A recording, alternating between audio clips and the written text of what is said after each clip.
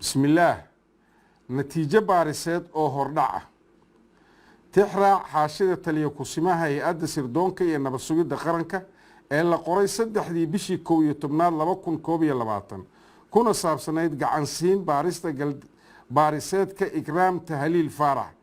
iyagoo fulinaya amarkii ra'iisul wasaaraha ee 26kii bishii tobnaad 2021 uu ku amray xafiiska xiraalinta iyo hay'adda NISA in ay ka wada shaqeeyaan baarista kiiska Ikraam Tahliil si cadaalad loo gaaro iyagoo xafiiska xiraalinta ciidamada qalabka sida ku soo wareejiyay galbaariseed ay horay u sameysay hay'adda NISA sidoo kalena ay ku soo wargelisay in ay diyaar u tahay ku shaqaynta iyo la shaqaynta amarada xafiiska xiraalinta si waafaqsan sharciga dalka guddiga baarista oo ka kooban xirilaaliyaha guud ku-xigeenkiisa iyo sarkaal ka socda nabad sugidda waxay bilaabeen baaristii iyagoo dib u akhrin ku sameeyey galdacwadeedkii la soo gudbiyey waxayna go'aamiyeen in dib loo waraysto dhammaan dadkii ay cabashadu ka taallay xafiiska guddigu waxay wareysteen isla markaana cadeymo dib uga wada qoreen cabdiqani maxamed cismaan wadnaqabad iyo asma yuusuf cumar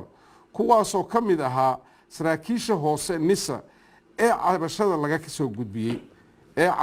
soo gudbiyey sidoo kale waxaan cadeymo ka qornay taliya kusimaha hay'adda sirdoonka iyo nabad sugidda qaranka gaashaanla sare yaasiin cabdulaahi maxamuud yaasiin farey fahad yaasiin xaaji daahir agaasimihii hore ee hay'adda sirdoonka iyo nabad sugidda qaranka iyo cabdulaahi aadan kulane madaxii hore ee shaqada iyo shaqaalaha NISA kuwaasoo mas-uul ka ahaa xilligaas hay'adda NISA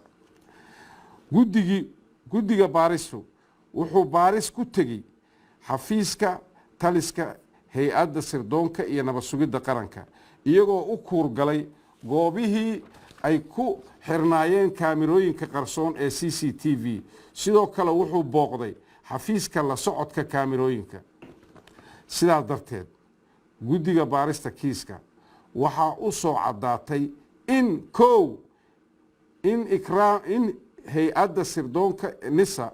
ay si hufan ula shaqaysay xafiiska xiraalinta ciidamada qalabka sida iyo guddigii baarayay galbaariseedka Ikraam Tahliil Faarax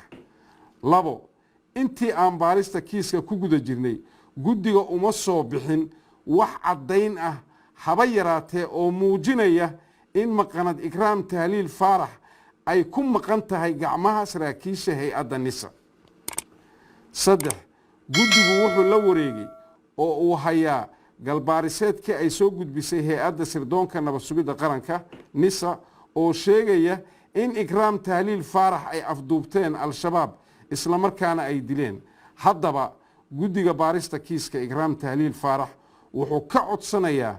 cid walba oo warbixin ama xog ka haysa